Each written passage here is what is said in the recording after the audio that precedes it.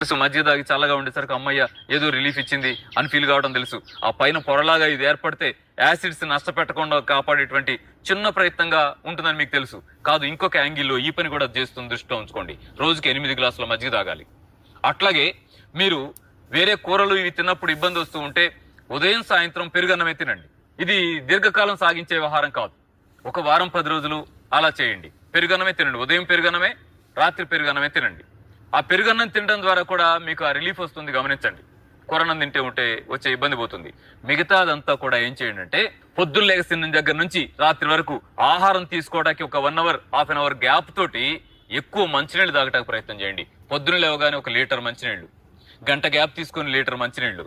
అట్లాగే మధ్యాహ్నం భోజనానికి హాఫ్ అన్ అవర్ ముందు 2 గ్లాసుల నీళ్లు. ఈవినింగ్ 4:35 మధ్య పొట్ట ఖాళీగా ఉంటుందా, అప్పుడు 1 లీటర్ నీళ్లు.